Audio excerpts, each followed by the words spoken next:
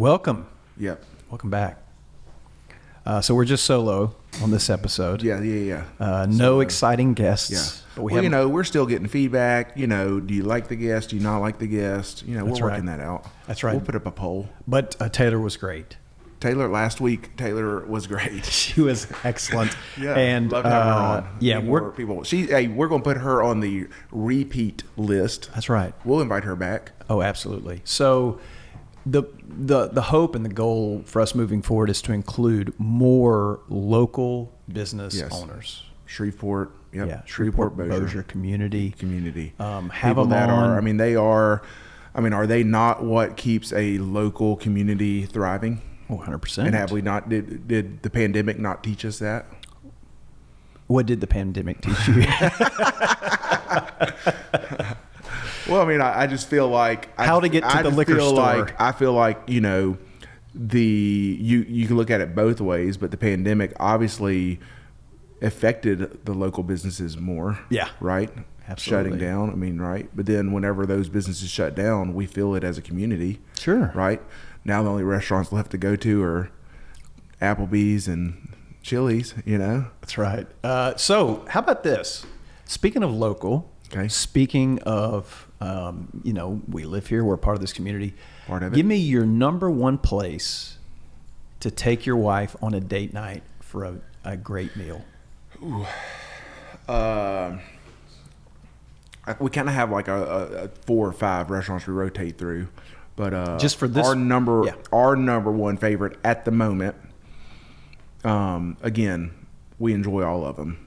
But just kind of our regular go-to, we really like that. It's a good balance of price and really good quality, great menu, never disappoints, would be Fat Calf. Oh, yes. Fat Calf. Brasserie, is that how you say it? I'm not sure, but...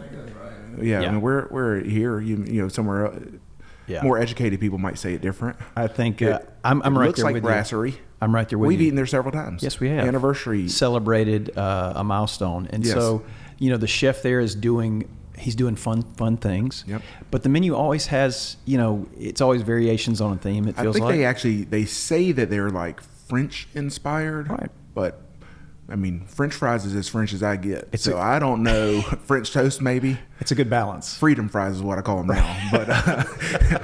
But yeah, I don't know. So I don't know if it is French inspired. I just know it's really good. Right. So shout out to Fat Calf. Oh yeah. Great local restaurant. Yes, they have their staples on there. They have their burger always on there. Yes. I think they always have like the steak and frites, maybe. Great. Mm-hmm.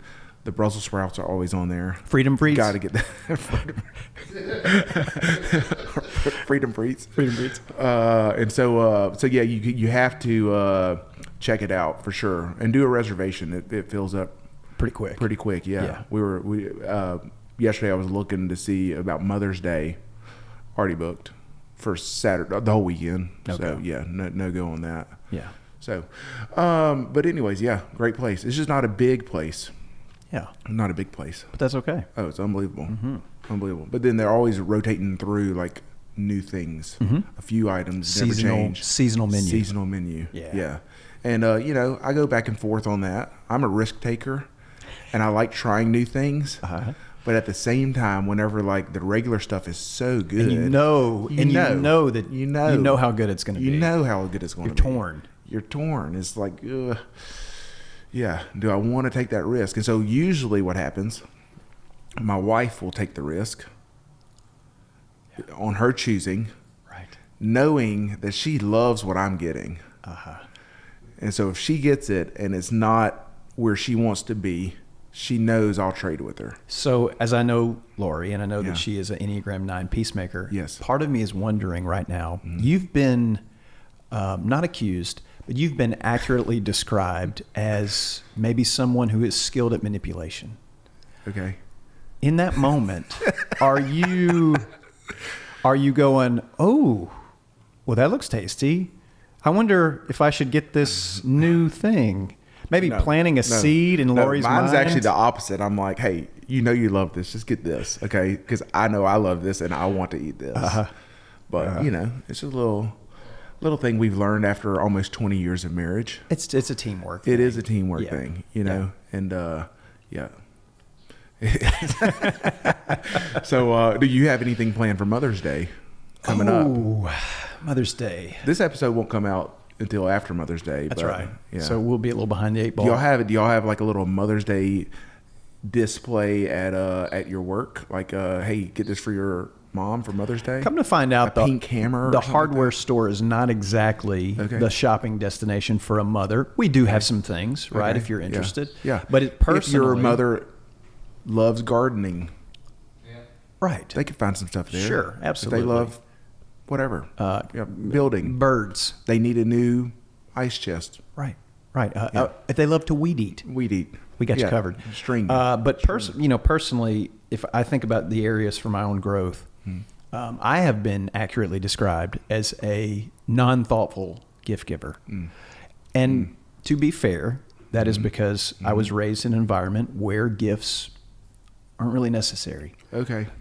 When Christmas comes around, my mother delivers a couple packs of underwear, a couple packs of socks. They're up under the tree, and essentially that's our gift giving is very utilitarian, right? Yeah. It's like, hey, looks like you're going to need some more Hanes V-neck T-shirts. Hey, here's the pack. When I started paying for my own underwear, and that's always on the list now, right? It went from like you're a kid, you're like, oh my gosh, more underwear.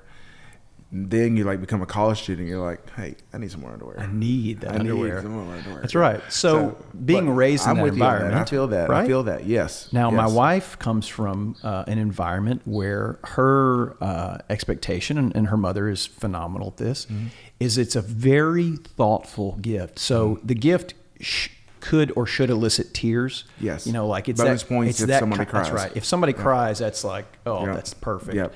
And I've seen, her, my wife's mother's husband give her a gift that broke her down into tears. Gotcha. So the bar is very high. Yeah. Particularly for somebody like me. Yeah. So I grew up, my mom, 3 kids, all the stuff. She's just like, I'm not wrapping this stuff. She's like, hey, this couch. It's in the Walmart bag. This couch up under the tree. This couch will have your toys on it. This couch will have your toys on it. This will have yours. And you just go in, and it's pretty overwhelming. Right. I mean, it is like, whoa. But yeah, so Laurie's family, they go all out on Christmas. Laurie's mom loves, her favorite thing is to give these gifts, right? But now, 20 people at the gathering, with all the siblings, husbands, grandkids, right? Now it's now you just make your own list. Okay, you submit it around Thanksgiving. The good thing is the older I get, the more I forget what I put on the list. So I'm still surprised. Okay, I'm like, all right, I need these, but it is definitely all right. New belt, undershirts, whatever, t-shirts, some pants, whatever it is, socks. Love getting me some new socks. That's right. But the way that theirs, but they do the open one at a time, go around a circle. Oh, show and it tell. It is a 4 or 5 hour ordeal. Yes. Right. Now, my father-in-law has recently instituted some speed rounds, which is everybody grab a present. Well done. Open it. Well done. Yeah. So Gene, thank you for that. but the women in the room hate it. Right. They're like, oh no, we want to see everyone. Okay. No, we don't. So anyways, back to Mother's Day. Why Mother's Day is a challenge personally for me. I get it. Number one, it's not a challenge for my mother because look, all I got to do is essentially go get her like a pack of ham. Yes. I'm at the deli at Brookshire's like, hey, give me some shaved turkey. About a quarter of a pound, and I'm just going to deliver this to her. She's going to be, she's going to feel great. But maybe get her a pig. For my wife, and now because my wife's expectation is that my daughter should learn the way that not only do I need to have something exceptional for my wife, but I also need to shepherd my daughter into doing something exceptional. Let me tell you how hard it is to get an 11-year-old to think about a meaningful gift, right? And she's an only child. She's an only child, right? Yeah. So Mother's Day for me is tough. So this year I bought 5 things. Okay. A variety in prices between $10 and $100. Okay. And I let my 4 kids, which one do you want to give? they pick, and then I pick the one that's left over. Okay, right? so you're doing all the work. Oh, I do all the work. Yeah. In fact, I made it on my list. I got to go get Mother's Day cards. I've got it locked Today. in. You got it locked in? Got it locked in for Friday. Yeah, because, I mean, dude, in Grand Cane, I mean, where are you going to go? Oh, If you forget. I told you, Brookshire's. That's the closest place to you. All right, Mansfield. And Yeah. still another what? Oh, there's a Brookshire's in Mansfield. Yes. Oh, Yes. okay. They have a card section. They do. I can imagine that's a pretty small Brookshire's. Yeah, it's One of their originals. Not of their peak performers, but Okay. yeah. So Mother's Day coming up. Shout outs to all the great mothers in the world. Yes. This will come out after Mother's Day. But That's right. I guess we can switch it around. Yeah, well, no, that's fine. It's fine. Listen, It's fine. I'm very thankful for my mother. Every day's Mother's Day for me. Okay. I did take my mom out to eat for lunch this week. Did you? Yeah. Yeah. Wow. Where'd you go? I'm on a kick. I love Mexican food for lunch. I mean, I'll eat it for dinner every once in a while. We'll do but a top later. We'll do the top I later. love, Don't get but I into it love now. me some good Mexican food. Right. We've eaten Mexican food Yes, for we have. lunch several times. Yes, we have. But I have been going to Ramirez. Ramirez. Have you heard of it? Not a lot of people have. You've told me about Ramirez. Yes, I know I have because the salsa Is award winning. The best is an award winning. It might have been Ramirez's mother that gave him the award. I don't know. I've never met Ramirez, but the staff is great. Good location, close to my office. Great salsa. Yeah. Really good stuff. Well, I'm going to Yeah. check it out. Check it out. Let's go check it out. We'll go check it out. Let's go check it together for out. lunch. Yeah. I love it. Okay. Shout out to All Ramirez. right. Shout out to So Mother's Day. So today, in addition to Mother's Day, in Yes. addition to Mexican food, we're talking about the why. The why.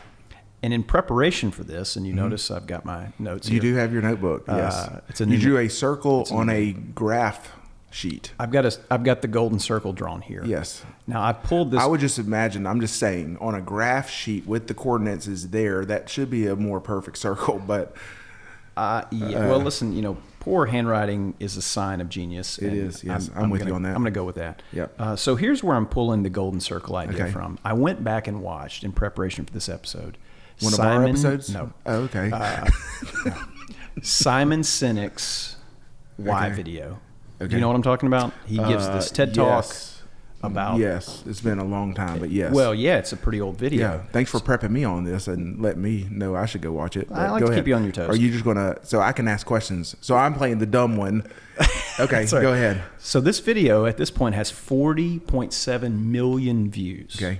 Wow. That's incredible. An older video, so some of his references like TiVo and things may, Yes. you might miss. But ultimately, this has been, I would think, one of the most successful TED Talks to come out of that. It kind of kicked it off, didn't it? Well, it was like the first one to become like huge. Yeah. And so his video with starts with why, or the why.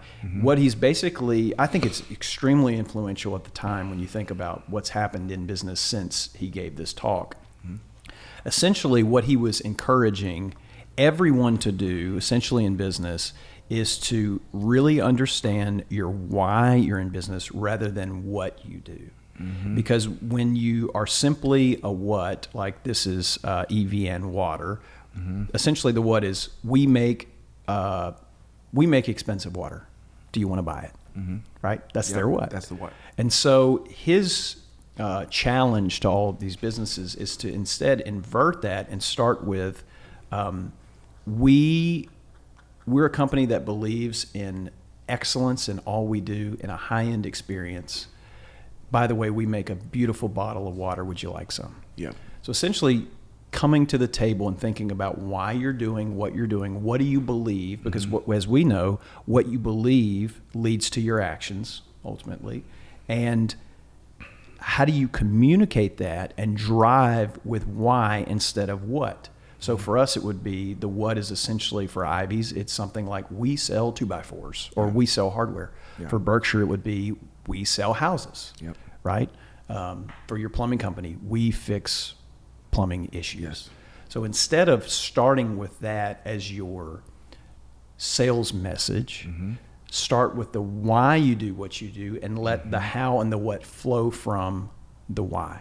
So if you had to think about that for Berkshire here locally, your company, how does that, how do you resonate with that idea? Yeah, I go through, and I've mentioned this several times, but the story branding framework is great for me because it starts with what is the problem? That's what it starts with. Talking about your consumers or your customers, what is their problem? And ultimately, as a business, is our job as we're the hero, right?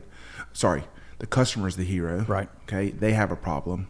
We are the helper, and how are we going to help them solve that problem? So obviously, some of them are blatant, right? You think of plumbing. Well, the problem is no hot water. Sure. A leak, overflowing toilet. That's never good, right? You ever had any of those problems? I've had a few. It's the worst. Yeah. So then it's so what is their problem? All right, and then it's well, how should the world be? Right. So that's the next step you go to is what should be, and so it's everyone should have hot water. Mm-hmm. Everyone should have the peace of mind that their toilet's going to flush. Everyone should have a clean house. Go into real estate. Everyone should have a home they love to live in, right? So then you're speaking into what is important to them. So for us, we're not selling a house, right? We're not door openers, right? We are selling an emotion, having pride in the place that I live, living in a place you love. Right, everyone. So our tagline could be, everyone in Shreveport Bossier should love where they live.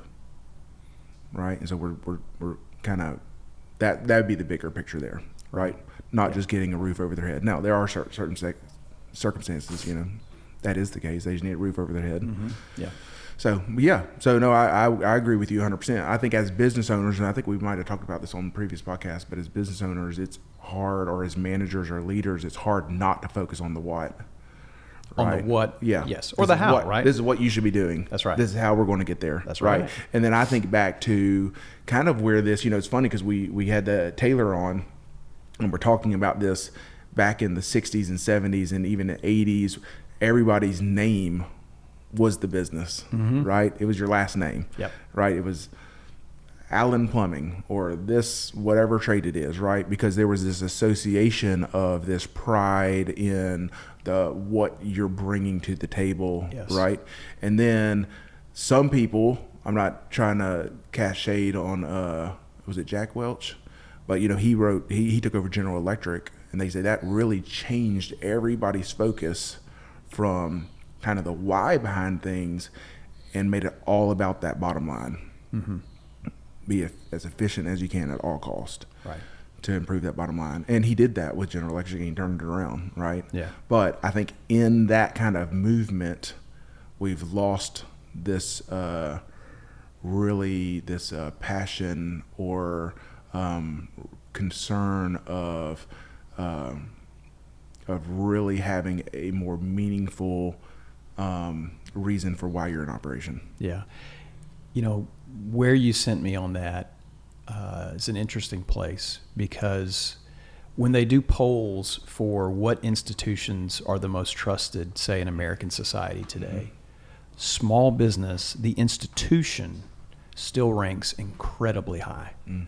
And I think the reason behind that, if we go back to that era of, Allen Plumbing or, Taylor, her name is on that business.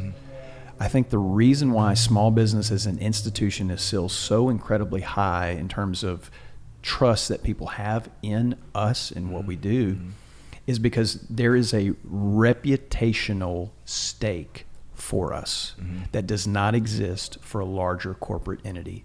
So for a bigger company like Bank of America, or just think of the biggest, Coca-Cola, Apple, what have you, yes, they have customers in this market, but ultimately there's no reputational damage to Mr. Coke, whoever that is, if something goes wrong in this community.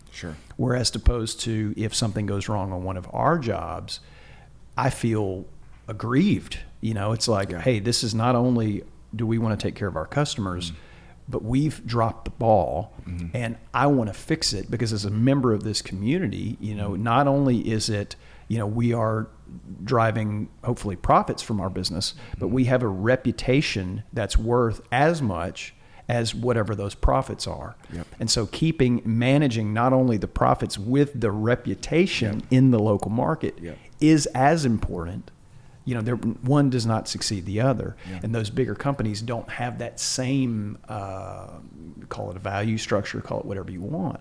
So it makes a lot of sense to me why people still trust small business, because at the end of the day, Leighton Allen, who lives here, who's taking his kids to school, you're in Carline and you look over and you see Jake, and Jake got ripped off by, your plumbing company. Yeah. Jake is not very happy with you. No.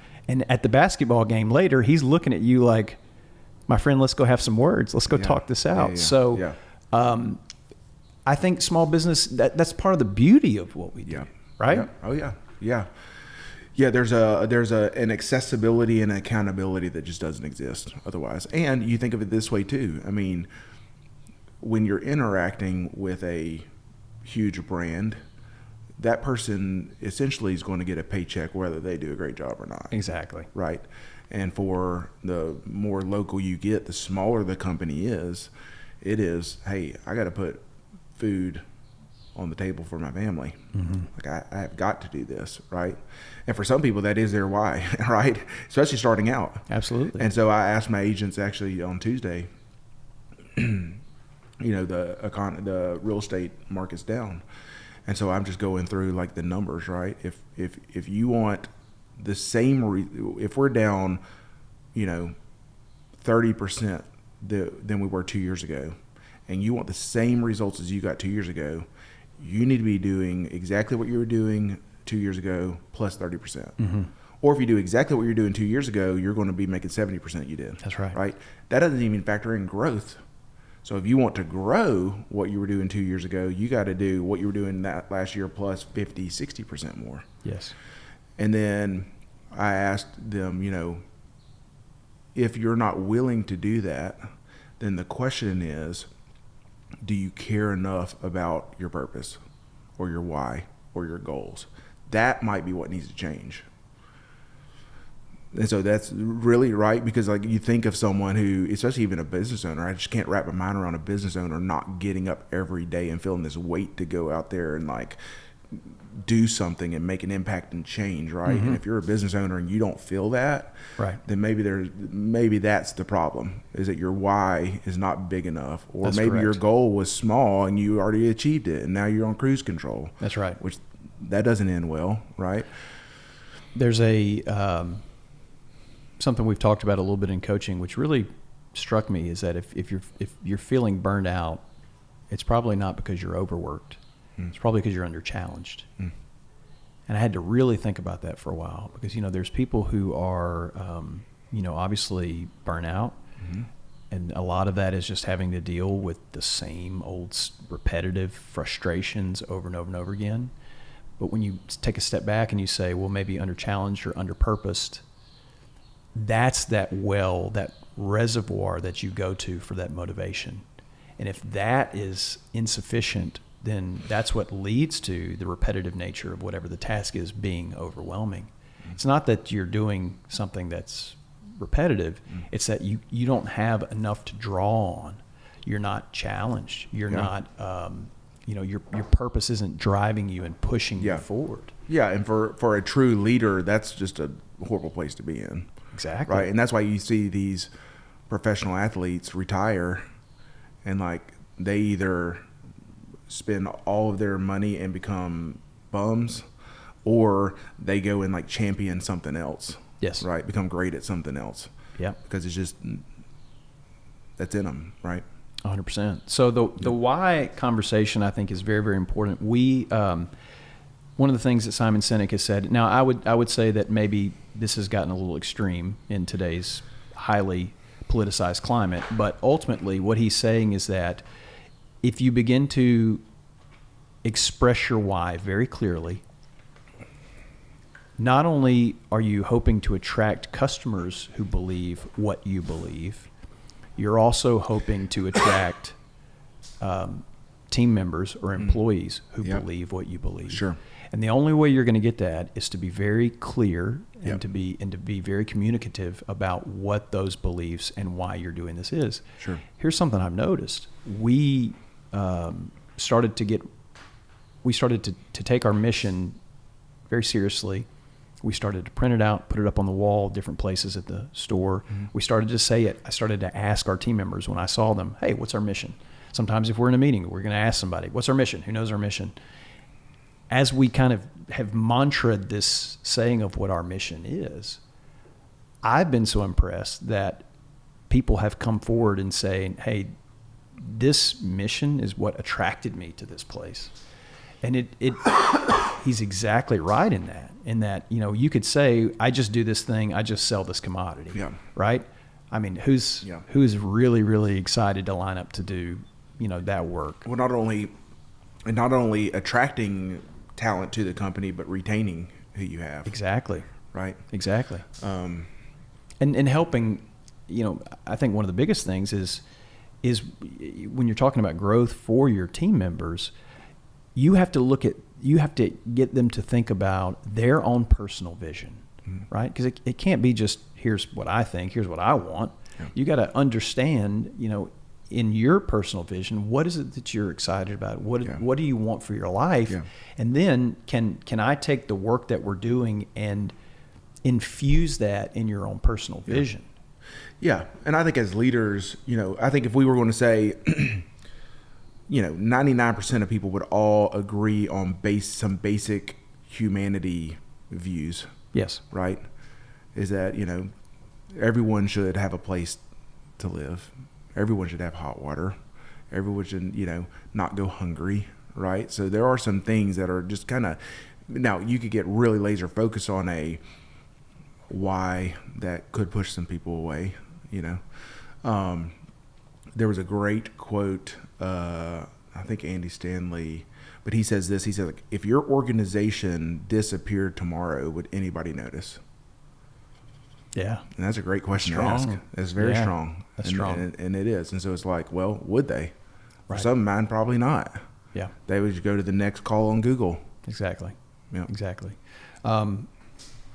If there's, we can talk about the excesses a little bit. There are times where perhaps I will see larger companies pulling a little hard at the why in maybe a political fashion, Sure. like, hey, agenda. It's an agenda, right? And so it can feel manipulative to a degree. Yeah. Sometimes I just want black pepper. Like I don't really need to know about, whatever the political cause is that's behind this black pepper. Yeah. So I've seen people maybe get a little excessive with this. Sure. But by and large, I think Simon, and the reason why he's got 40 million views on this video, I think he's right. Yeah. I think that it is more, we need to make the work more than just the moving the widget. Sure.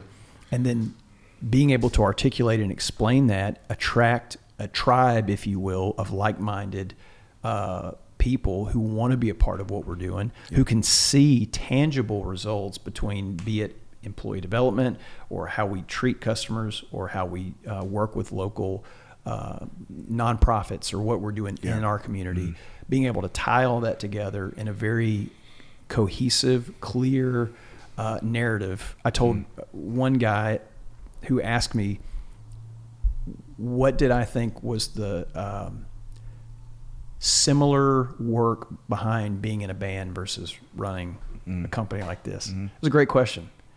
And all I could come up with is essentially in my musician days, I was a songwriter. I asked you that question. Did you?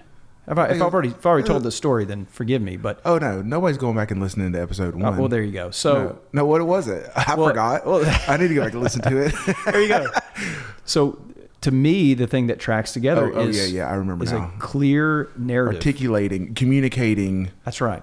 A clear narrative, a song, like a catchy song. Yeah. And so, and I was actually thinking that was what I was going to say is, it's really our job as the business owner, the leader, the manager to articulate that and make it clear, like the why, right? Because we have a why. Absolutely. We know it. I mean, it's in our head. but have we taken the time to really digest it or craft it into a digestible form for everyone to understand? That's right. Your entry-level position and your executive.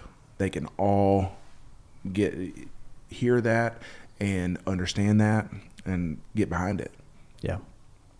So after this conversation, you going back into the warehouse, how you bringing the why to your team? What's funny is because two things. One, we had Jason on a couple weeks ago, and he talked about, every work is kingdom work, and that's kind of resonated with me. And so I've been thinking about that, chewing on that. At the same time, we've actually just hired a new consulting firm. And I do know that first thing on their agenda, in fact, I think they come do their site visit next week, but their first thing on their agenda is identifying that, right? And so they're going to help walk us through that and identify that. And so, I go back and forth on, do I just create it and just say, hey, impose it on them? I mean, that'd be the easiest thing to do a lot of times, but I would rather it be a group effort. And hey, really what's the vision we can get behind on why this is really important, right? Why we should be getting up every day and doing this. And so that'll be on the next, and when we get it, I'll release it here first. Oh, how about that? An exclusive. Busy Smalls exclusive. Busy Smalls exclusive. So listen, this was going to be kind of a shorter episode. Yep. Well, what are the 3 circles? The first is, of course, the why, which is at the center of the golden circle. Yep. The next is the how. And then the last ring of the circle is the what. Yeah. And so the idea is that the what is really just a reflection of the why. Yeah. As opposed to having that being maybe inverted or, having it all about the what. Yeah. And this goes back into a principle thing too, but, I'm just thinking of me.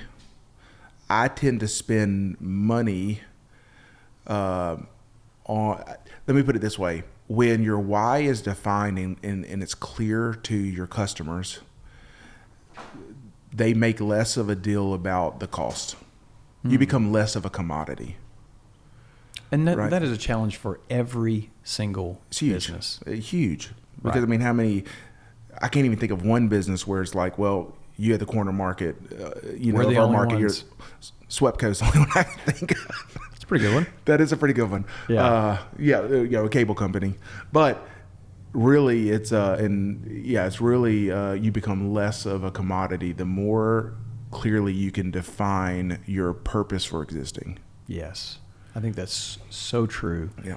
And as we continue in our conversations, I'm excited to learn more, through you, with you, about that separation and about how you create, how you create more impactful work for people. Because, whether I had a great meeting with Cassie Hammett this last couple weeks ago, and I was so attracted to the work and how she is such a servant of this city. And I was just thinking to myself, you can't help but think I want to be a part of this some way, right? Yeah. In some fashion, I want to be a part of what's going on. And I think there's a similar thing within our own businesses of having people that, will look in and say, maybe not to the degree of what she's doing in terms of service, but we are serving our local community. Again, that's back to that small business and that high level of trust. Yeah. We're servants. Yeah. And if we see ourselves as anything else, then we're delusional. Yeah. And I think that, Cassie, the reason why she's such a great leader is her why is so defined and she's so passionate about it that people just want to be a part of it. That's exactly right. And that is, and that's true. And so it goes twofold, right? For a business owner, a business leader, it's the culture and the buy-in and retention of your employees and the customers that are coming in and buying into what you're doing. A couple of one of my favorite things to do on our trips to Dallas is always got to stop by the outlet mall, okay, in Terrell, the Tanger Outlet Mall. I've heard. Yes. And, I wear a size 14 or 15 shoe. Okay. So I walk into the Nike store. If they have a 14 or 15, I'm probably just going to buy it, okay, just because it's there. But I love to shoe shop there, the Nike store, the Adidas store. But they also have a jockey store, and that's where I used to go get my undershirts or some underwear, possibly. Okay. You know, Christmas time. But last time I was in there, they said, "Hey, would you like to give? We give backpacks to foster kids." Never knew it. And I've been there several times. I think that was the first time they ever asked me. I'm like, oh, well, I'm actually a foster parent. Yeah, I would love to do that. Right. Yeah. And so they started handing you backpacks. No, I donated money. They go get the backpacks. So anyways, that was the last one of because that's right. The bigger a company becomes, the harder it is to maintain the focus on why you exist. Right. I agree. And so it's keeping that vision clear. So you think of a company like Jockey, who, somehow it got to the consumer of what they're about. Mm-hmm. Right. So kudos to them. Yeah. And passing out backpacks. Way to go. Way to go. Okay, man. Anything else to cover on this why? No, I think it's good. I think that, I feel somewhat hypocritical talking about some things we talk about, because I'm like, man, I'm totally missing the mark on this. Or I feel, and this goes back to, I probably just need to go to therapy over it. But, it's like there's so much more work I need to be doing on these topics. And I don't ever want to come across as like, oh yeah, we're knocking this out of the park, or we have it all figured out. Of course. Right. Of course. And so it's, I think awareness is the number one thing. Yeah. Being aware that, hey, we have some work to do in these areas. But at the same time, my first thought is to be like, man, I'm such a crappy business owner. We haven't even defined this. But then the entrepreneurial side of me is like, I cannot wait to go and flesh this out and think of where we'll be in 6 months or a year from now in this department.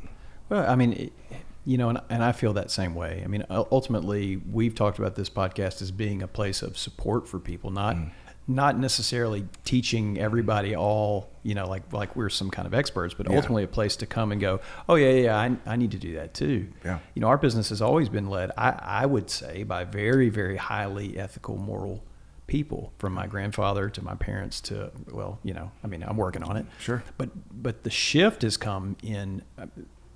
The difference is that they weren't as maybe clear and articulate with the why, because I know there's deep whys within them. Yes. And they, and those generations did some I've heard incredible stories about things that my grandfather did for his employees. Oh yeah. I've heard, of course, I've witnessed things that my mom and dad have done for employees. Oh yeah. So I'm living in that legacy. Yep. Now, perhaps they were not as focused, or they didn't have it as clear as it could have been from a communication standpoint, right? Maybe that's something that I can take and build upon, right? Yeah. Because as you're talking about saying, hey, I can be better at this, it's the same for me, right? It's like, well, I can be better at articulating what this legacy has been.